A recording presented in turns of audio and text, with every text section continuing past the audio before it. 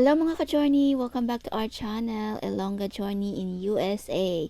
And for today's video mga ka-journey, naisipan kong i-share sa inyo or naisipan kong gumawa ng tutorial about sa pag-turn on or pag-enable ng ating slow mode sa chat box natin habang nag-premiere or nag-ELS.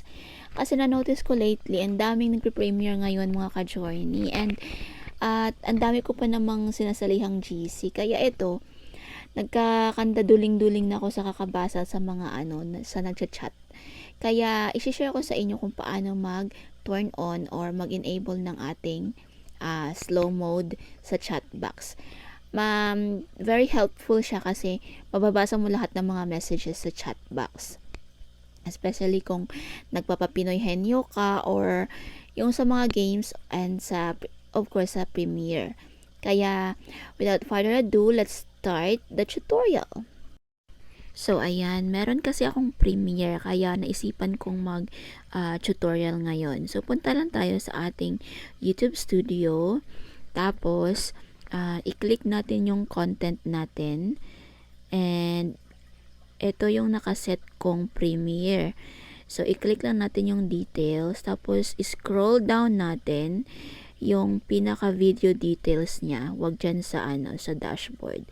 Sa video details niya, mag-scroll down lang tayo. Show more and scroll more. Makikita natin dyan yung ating what do you call this? Live chat. Ayan. Sa live chat, meron tayong options dyan. Pwede mong ilagay na sa subscribers lang or sa members lang or for anyone. And sa baba niyan, meron dyan option na message delay. Pwede mo siyang i-enable yan. Ayan. So, pwede mo siyang iset into 60 seconds or it's up to you kung gaano ka tagal mo i-set yung pag-flow ng messages sa chat box ba sa Premiere mo o di kaya sa LS mo. Kaya yan, yung sa akin, yung pinipili ko mostly 30 seconds. Pero ngayon, papalitan ko siya, gawin ko siyang 45 minutes.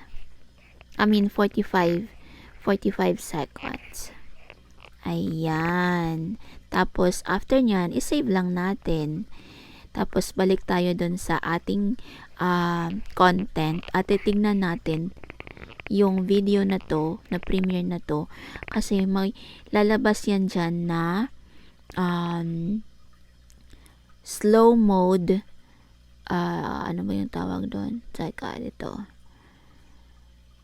Ayan, nakalagay, slow mode is on. So, yan siya. Very easy lang. Ayan. Ayan. Tapos na yung ating tutorial at sana ay meron po kayong natutunan ngayon. And wag pong kalimutan na mag-like and mag-subscribe na din at ikalimbang na yung ating tiny bell para updated kayo sa mga susunod na mga videos and tutorials. Bye-bye!